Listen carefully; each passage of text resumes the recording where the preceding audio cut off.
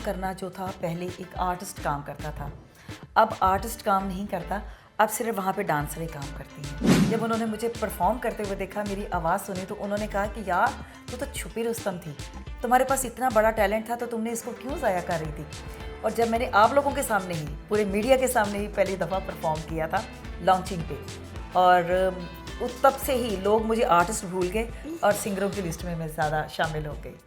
हमारे पास अभी तक कोई इतना बजट भी शायद नहीं है, और एक्टर तो है ही नहीं ना, एक्टर तो होंगे तो काम तभी अच्छा होगा। अभी सबसे पहले तो हमें एक अच्छी दोबारा से टीम जो है वो निकालनी पड़ेगी, अच्छी आर्टिस्टें ढूंढनी पड़ेंगी, तब जाके फिल्म बनेगी। हमारे जितने भी प्रोड्यूसर हजरात हैं वो तो गायब ही, आपको नज़र ही नहीं आ रहे हैं। एक आधी फिल्म बनती है तो उसमें तो वो नहीं होगा। जब एक कंटिन्यू काम शुरू होगा तो फिर इंशाल्लाह बहुत अच्छे अच्छे लोग भी आएंगे, अच्छे अच्छे लोग काम करेंगे और फिल्में फिर दोबारा से आएंगी। अस्सलाम वालेकुम नाज़रीन, मैं हूं आपका मेज़बान ताहिर बुखारी। मेरे साथ मौजूद हैं नामवर गुलकारा, अदाकारा और कंपेयर एनी ताहिरा। अस्सलाम वालेकुम।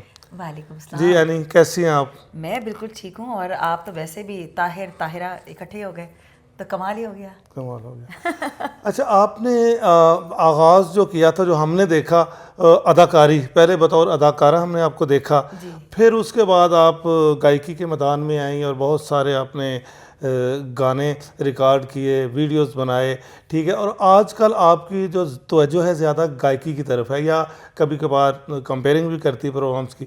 तो आप क्या वजह, आपने अदाकारी को कम कर दिया है, या इसके पीछे क्या वजूहात हैं? ख़ुद कम किया है या क्या और वजूहात हैं क्या इसमें? बिल्कुल नहीं है, और मेरा स्टार्ट जो है वो सिंगिंग था, और उसके बाद मैंने थिएटर ज्वाइन किया था। मुझे इरफान खुसर साहब ने एज ए सिंगर देखा और उन्होंने कहा कि आप हमारे साथ काम करें, और अल हमरा 2 में ही मेरा पहला प्ले था।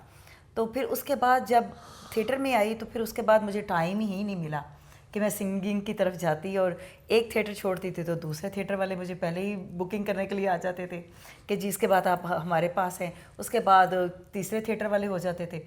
इसी दौरान ही मुझे टीवी से ऑफ़र आनी शुरू हो गई, फिर मैंने थिएटर छोड़ दिया, टीवी ज़्यादा करना शुरू कर दिया। फिर आपको पता है कि मेरे इस वक्त भी 4 प्ले ऑन एयर हैं पीटीवी पे, और उसके साथ ही फिर मैंने फिल्मों में शुरू कर दी। फिल्मों से फिर मुझे टाइम थोड़ा सा मिला तो मुझे सूर्या खानम जी ने एक अपना गाना कहा कि तुम गाओ, मेरे बच्चों की तरह ये गाना है तो आप इसको गाओ। वो गाने के चक्कर में ही फिर एक्टिंग थोड़ी सी स्लो करनी पड़ी और गाने पे ज़्यादा फोकस करना पड़ा। लेकिन ये है कि शुक्र अल्हम्दुलिल्लाह कि आज जब एनी ताहिरा का नाम लिखा जाता है तो सिंगर अब पहले आता है, उसके बाद एक्ट्रेस आता है, उसके बाद होस्ट आता है, उसके बाद ब्रांड एम्बेसडर आता है। तो अब ये सारा शुक्र अल्हम्दुलिल्लाह। बिल्कुल, आपने कहा कि मैंने इस सिंगिंग की वजह से अदाकारी कुछ कम कर दी, तो टीवी सीरियल्स आपके आ रहे हैं, तो फिर आप थिएटर क्यों छेड़ा? थिएटर क्यों छोड़ा? थिएटर में क्यों नहीं कर रहे? बिल्कुल नहीं, मैं छोड़ना चाहती। आप यकीन करें कि थिएटर जो है हमारी वैसी रूह है, लेकिन कुछ टाइमिंग कुछ ऐसी हो जाती है कि सुबह भी काम करें, अगर आप टीवी कर रहे हैं या आप ब्रांड के साथ हैं, तो फिर वो रात को जो लेट नाइट जाना है ना, वो बड़ा मुश्किल हो गया, क्योंकि आप रात को सोएंगे कब और उठेंगे कब और काम पे दूसरे पे कैसे जाएंगे। इसलिए उसको थोड़ा सा ब्रेकअप है उसके साथ। थिएटर के कुछ हालात ख़राब नहीं हो गए? आर्टिस्टों पे फायरिंग हो रही है, कहीं कोई मर्डर भी हो गया है, तो ये इसकी क्या वजूहत होती हैं? देखिए, मैं सिर्फ आप भी बहुत अच्छे तरह से समझते हैं इन चीज़ों को। थिएटर में काम करना जो था पहले एक आर्टिस्ट काम करता था, अब आर्टिस्ट काम नहीं करता, अब सिर्फ वहाँ पे डांसरें काम करती हैं। तो फिर डांसरें जहाँ पे सिर्फ डांसरें होंगी तो फिर वहाँ पे फायरिंग भी होगी, वहाँ पे तमाशबीन भी आएंगे, तो फिर जहाँ पे तमाशबीन आएंगे तो वहाँ पे फायरिंग तो लाजमी चीज़ है ना, तो फनकारों पे नहीं होती। आपने इतना अच्छा काम किया, आपने वो सूरत हाल हमने आपकी नहीं देखी जो आजकल लड़कियों की देखी आती हैं। अभी ड्रामा 1-2 होते हैं, उनके पास गाड़ी भी होती है और उनके पास घर भी होते हैं, और ये कैसे आ जाते हैं क्या? चले, ये तो आपने खुद ही बता दिया। मैं वाहिद आर्टिस्ट हूँगी जो गाड़ी पे ही आई थी। ये तो आप सब ने देखा होगा कि बल्कि जो आजकल बड़े नामवर बन रहे हैं वो मोटर बाइकों पे थे और पैदल थे। मैं पहले दिन भी अपनी गाड़ी पे आई थी, ड्राइवर के साथ आई थी, और शुक्र अल्हम्दुलिल्लाह शायद इसी वजह से उन चीज़ों में नहीं पड़ी जो लोग बाद में कमाते हैं। मैंने पहले ही घर से ही रजी पुजी आई थी। नहीं तो वो इतनी जल्दी कैसे उनके पास गाड़ी आ जाती है? कभी 2 ड्रामे नहीं लगते? देखिए, अब मैं वही कह सकती हूँ कि मैं उस बारे में इसलिए नहीं कह सकती क्योंकि मेरे पास ऑलरेडी पहले ही थी। मेरे माँ बाप स्ट्रॉन्ग थे, तो इसलिए मुझे पहले ही गाड़ी और ड्राइवर के साथ आना पड़ता था। तो अब वो क्या करती हैं क्या नहीं करती, मैं उस बारे में कुछ कह नहीं सकूँगी। गायकी में आपका उस्ताद कौन है? असलम सुबहानी साहब। असम सबानी। अच्छा, तो आपने पहली दफ़ा कब आपने स्टेज पर परफॉर्म किया? फर्स्ट टाइम स्टेज पर या टीवी? जब पहली आपकी जो परफॉर्मेंस थी वो कहाँ थी? जब आपने परफॉर्म किया आपका रद्द अमल क्या था और सुनने वालों का क्या था? पहला प्ले जैसे मैं बता चुकी हूँ इरफान खुसर साहब मुझे, और इसी जगह पे अलहमरा 2 में ही मेरा पहला प्ले था, और उसमें मेरे साथ कास्ट बहुत बड़ी थी जिसमें उस वक्त नहीं, की मैं गायकी की बात कर रहा हूँ। पहला अच्छा, आपका गायकी। सॉन्ग हाँ, कौन सा था? पहला कहाँ, यानी आपने पहली दफ़ा किसी किसी स्टेज प्रोग्राम में परफॉर्म किया या टीवी पर, या कैसे? जो पहला जो आप था वो सबसे एक्सपीरियंस कैसा था? आपको क्या महसूस हो रहा था? जो आपको सुनने वाले उनका क्या रद्द अमल था? पहला मेरा जो था वो सुरैया खानम जी का गाना था, तूंबा, जो उन्होंने मुझे गिफ्ट किया था। और उसके बाद मैंने लॉन्चिंग की उसी गाने की, जिस पे आप सब आए और आके सब ने मुझे बड़ा अप्रिशिएट किया क्योंकि गाना बहुत अच्छा बना था। और सुरैया जी भी आई, और उसके अलावा बहुत सारे आर्टिस्ट भी आए। जब उन्होंने मुझे परफॉर्म करते हुए देखा, मेरी आवाज़ सुनी, तो उन्होंने कहा कि यार तू तो छुपी रुस्तम थी, तुम्हारे पास इतना बड़ा टैलेंट था तो तुमने इसको क्यों ज़ाया कर रही थी। और जब मैंने आप लोगों के सामने ही, पूरे मीडिया के सामने ही पहली दफ़ा परफॉर्म किया था लॉन्चिंग पे, और तब से ही लोग मुझे आर्टिस्ट भूल गए और सिंगरों की लिस्ट में मैं ज़्यादा शामिल हो गई। फर्स्ट टाइम आपने अपनी लॉन्चिंग पे किया थी। लॉन्चिंग पे किया तो था जी। आप किसको ज़्यादा पसंद करती हैं? आपकी फेवरेट गुलकारा कौन है?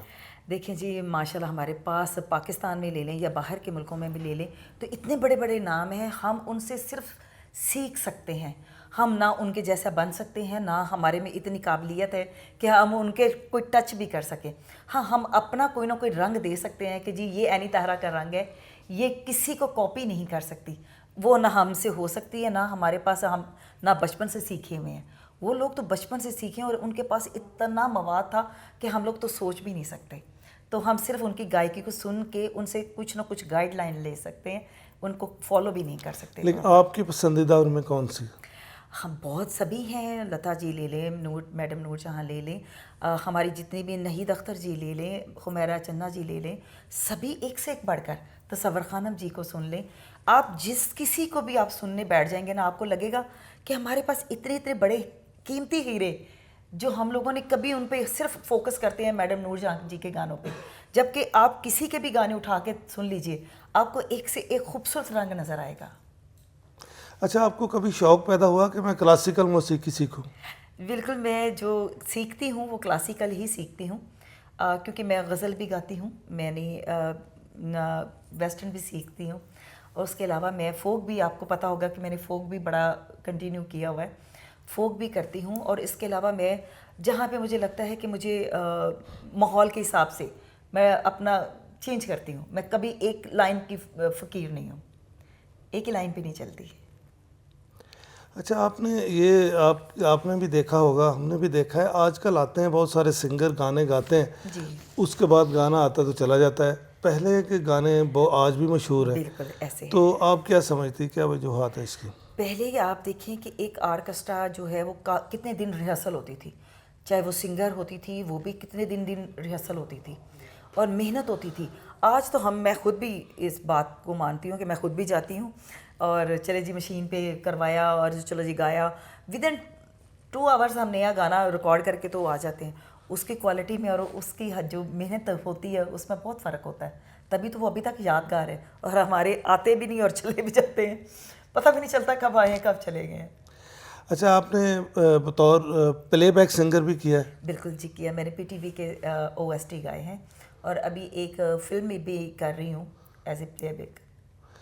फिल्मों में अदाकारी भी कर रही है? फिल्मों में अदाकारी नहीं कर रही, लेकिन अभी मैंने रिसेंटली अभी एक नया चैनल ग्रीन आपने देखा होगा, उस पर मेरे अभी 2 प्ले उस पर मैंने किए हैं काशिफ निसार साहब के, वो भी कर रही हूँ। और मतलब एक्टिंग भी मैंने छोड़ी नहीं है, वो भी मेरी साथ साथ चल रही है। और फिल्में जो हैं उसमें बासु साहब हैं तो उनके साथ मैं एक फ़िल्म कर रही हूँ। तो आप क्या समझते हैं कि जब अब पहले जैसे हालात बेहतर थे, सिनेमा आबाद थे, अब वो नहीं रहे, हालांकि अब तो काफ़ी तरक्की हो गई हमारे पास। पाकिस्तान में बहुत सारी तकनीकी सहूलियात भी आ गई हैं, जदीद कैमरा, हर चीज़। जी। तो अब के हालात इंडस्ट्री के बेहतर क्यों नहीं हो रहे? मेरा ख्याल है हमारे पास अभी तक कोई इतना बजट भी शायद नहीं है, और एक्टर तो है ही नहीं ना। एक्टर तो होंगे तो कम, तभी अच्छा होगा। अभी सबसे पहले तो हमें एक अच्छी दोबारा से टीम जो है वो निकालनी पड़ेगी, अच्छी आर्टिस्टें ढूंढनी पड़ेंगी, तब जाके फिल्म बनेगी। हमारे जितने भी प्रोड्यूसर हजरात हैं वो तो गायब ही, आपको नज़र ही नहीं आ रहे हैं। एक आधी फिल्म बनती है तो उसमें तो वो नहीं होगा। जब एक कंटिन्यू काम शुरू होगा तो फिर इंशाल्लाह बहुत अच्छे अच्छे लोग भी आएंगे, अच्छे अच्छे लोग काम करेंगे और फिल्में फिर दोबारा से आएंगी। अच्छा, आपको अदाकारी आसान लगती है, गुलूकारी या कंपेयरिंग? तीनों ही मुश्किल लगते हैं, कोई काम मुझे आसान नहीं लगता। जिस काम पे भी खड़ी हो जाती हूँ वहीं पे टांगें कांपने लग जाती हैं कि मैं अब ये कैसे करूँगी। क्योंकि आप सिंपली अगर ये कैमरे के सामने खड़े हैं ना, तो ये भी आपकी टांगें जो है कांपने पे मजबूर कर देता है। इसके सामने भी बोलना कोई आसान काम नहीं होता। तो फिर इतनी पब्लिक होती है, या लाइव हम करते हैं, जैसे आजकल हम पूरे पाकिस्तान में शोज़ कर रहे हैं। रात भी मैं पिंडी से आई हूँ, तो सफ़र है, आपको वहाँ पे जाके 50,000 चीज़ों को मैनेज करता है। क्योंकि आप सेट पे खड़े होके सिर्फ एक खाली बोलना आपका काम नहीं होता, आपने बहुत सारी चीज़ों को साथ लेकर चलना होता है।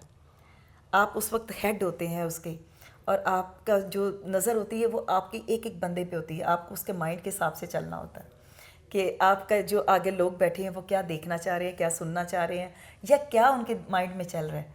तो बहुत सारी चीज़ों को करना पड़ता है।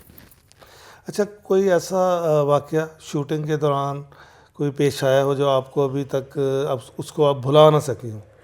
वाक़ई तो बहुत सारे होते ही रहते हैं, और बेतहाशा आपको पता है ये फील्ड भी कुछ ऐसी है। कभी हम लड़ते हैं, कभी हंसते हैं, कभी कुछ होता है। तो वाक़ई तो बहुत सारे हैं, लेकिन आप कुछ इतना स्पेशली मुझे कुछ नहीं आ रहा। हाँ, एक था जो हमने अभी रिसेंटली गए थे, यूके गए थे, मैं और दीदार जी मेरे साथ थी। तो हम लोग गए, और आपको पता है मखसूस से कपड़े हमारे सबके पास होते हैं। कोई हम लगेज इतने ज़्यादा लेके जा नहीं सकते, क्योंकि ख़ुद को संभालेंगे, बैग संभालेंगे, या क्या क्या संभालेंगे।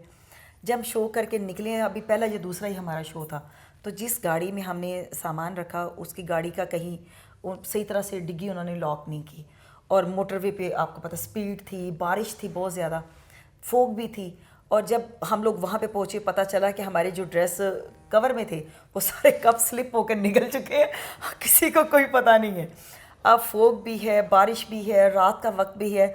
अब लोगों को भगाया हमने कि भी ढूंढो, हमारे पास तो कुछ और है नहीं है। अब हम दूसरा दिन शो कैसे करेंगे? अब मुझे नहीं पता कि उन लोगों ने कैसे ढूंढे हैं, कैसे वो, आपको पता है मोटरवे पे नहीं पता चलता कि कहाँ गिरे होंगे। अब वो बेचारे जहाँ से हमें लिया वहाँ से लेके और जहाँ पे हमें ड्रॉप किया, पूरे रास्ते टॉर्च आहिस्ता आहिस्ता स्लो करते करते ढूंढ के लाए हैं वो। ये बड़ी बात है कि वो ढूंढ के लेके आए, और ये कवर में थे लेकिन गंदे खैर हो चुके। लेकिन हमारा ये भी एक्सपीरियंस बड़ा था कि भाई यार हमने दूसरे दिन शो करना कैसे है, क्योंकि इतने महंगे ड्रेसेस होते हैं, आप वहाँ पे जाके अफोर्ड ही नहीं कर सकते ना कि आप जाएंगे, आप फिर वहाँ पे ख़रीदें और उसको यूज़ करें, क्योंकि आपने एक अपने करैक्टर के हिसाब से रखे होते हैं। बिल्कुल। अच्छा, देखने में आया कि अदाकारों में जो जेलसी काफ़ी होती, तो आपकी नज़र में क्या वजूहात होती हैं उनकी? वैसे जेलसी तो हर, कहते हैं बहन भाइयों में भी होती है और रिश्तेदारों में भी होती है, लेकिन फील्ड में अगर होती है तो ये नहीं होनी चाहिए। देखिए, जो रिस्क अल्लाह ने आपका नाम का लिखा है ना, वो आपको मिलना ही मिलना है। मैं चाहूँगी भी ना कि आपका रिस्क मुझे मिल जाए तो वो नहीं मिलना, तो ना आप चाहेंगे भी मेरा रिस्क आपको मिल जाए तो वो नहीं मिलना। तो पता नहीं क्यों लोग चाहते हैं, एक दूसरे की टांग खींचने पे लगे रहते हैं।